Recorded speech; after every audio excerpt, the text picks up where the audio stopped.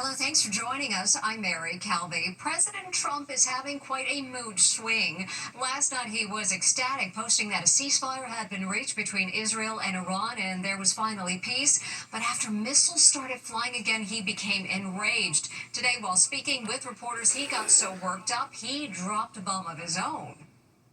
President Trump dropped the F-bomb on live TV in a furious rant at Iran and Israel for breaching the fragile ceasefire. Yeah, we basically have two countries that have been fighting so long and so hard that they don't know what they're doing. Do you understand that?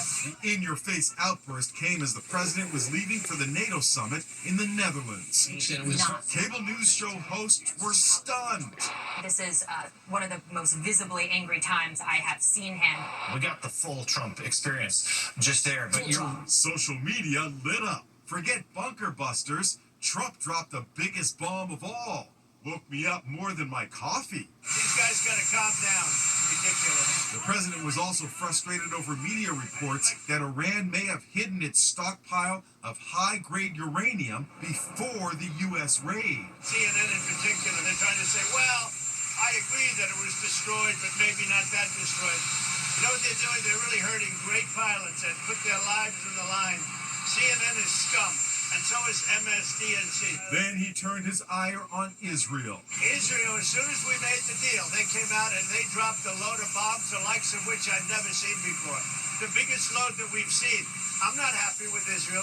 Minutes later, Trump posted, all planes will turn around and head home while doing a friendly plane wave to Iran. Nobody will be hurt. On Air Force One, the president claimed Iran is no longer interested in building nuclear weapons. I think it's the last thing on their mind right now.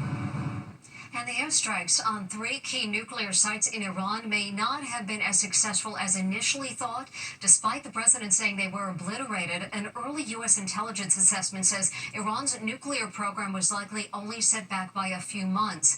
A White House spokesperson calls that information flat out wrong.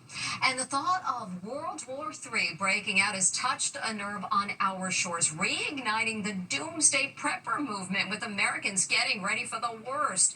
And what about all those old fallout shelters constructed decades ago during the Cold War? Are they still there? Stephen Fabian found out firsthand.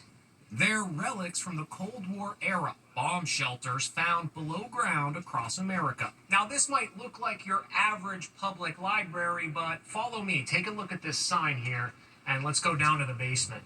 2 flights down, and I'm there. Down here in the basement, it's actually a bomb shelter from the 1960s. You can see the sign on the wall right here, capacity 90.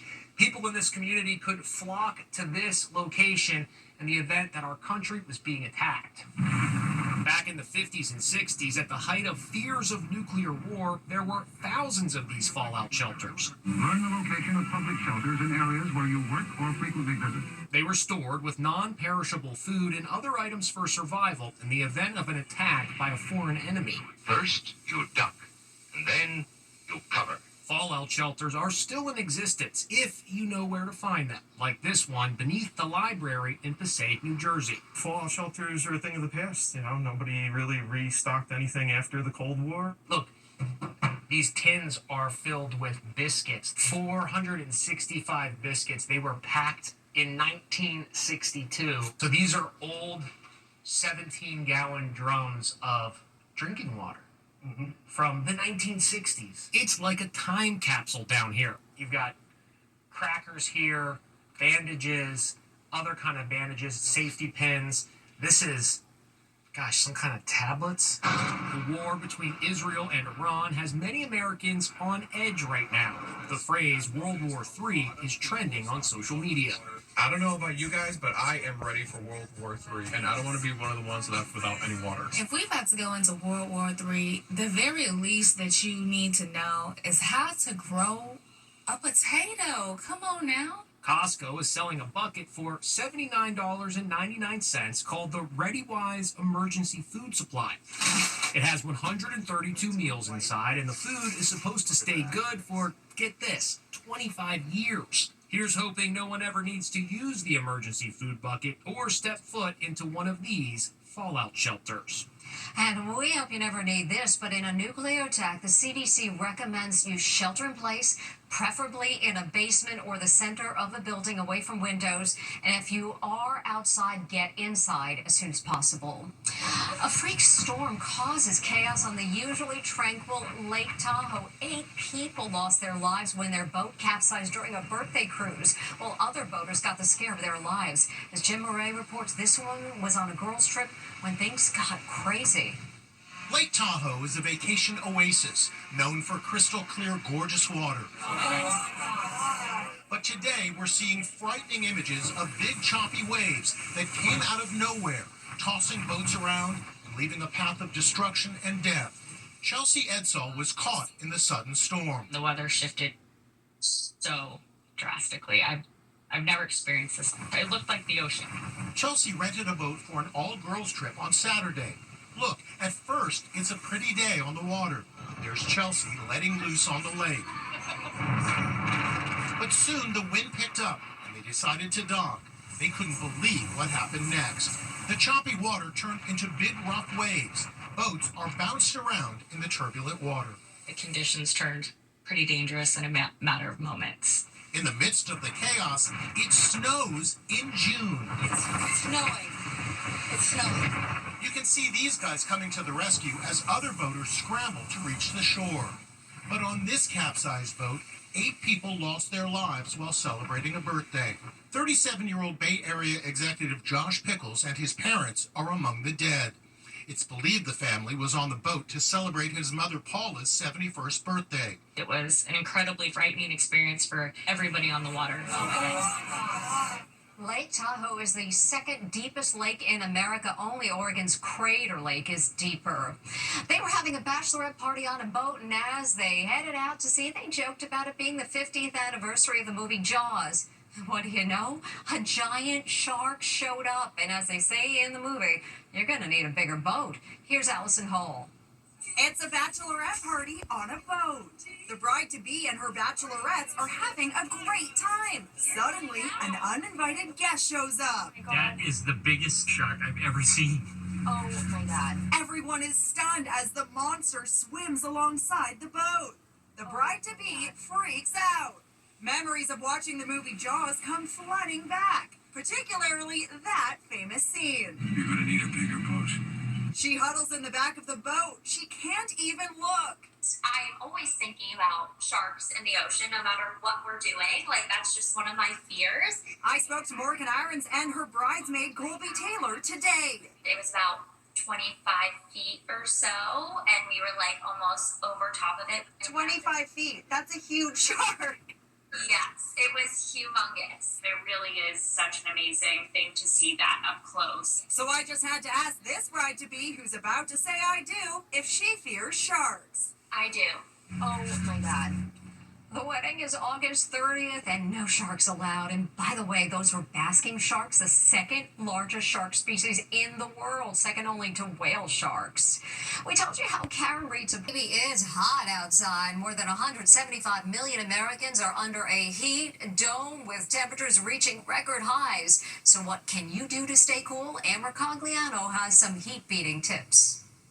With the country sweltering in triple-digit temperatures, what can you do to stay cool? How about a therapeutic ice bath? Celebrities like Eva Longoria, Chris Hemsworth, and Mark Cuban have all tried it. It's supposed to boost mood, improve circulation, and reduce muscle soreness. So what's an ice bath plunge feel like?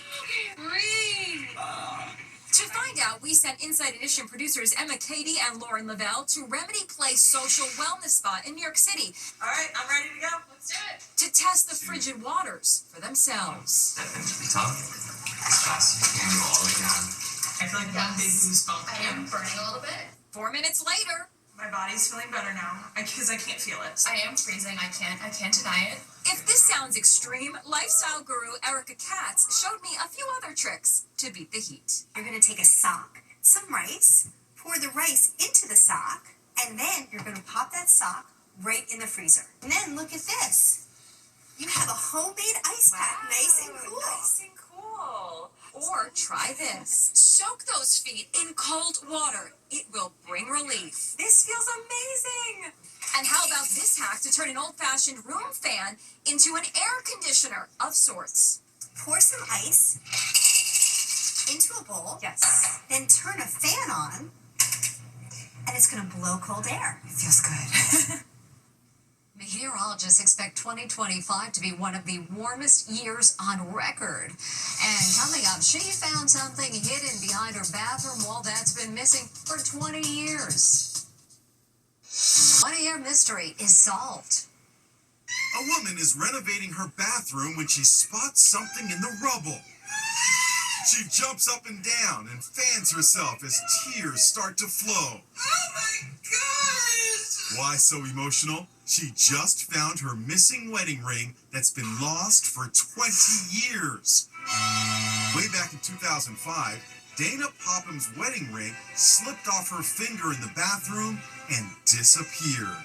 Turns out, it ended up under this cabinet. When we pulled that cabinet out, my husband said, "There's a ring."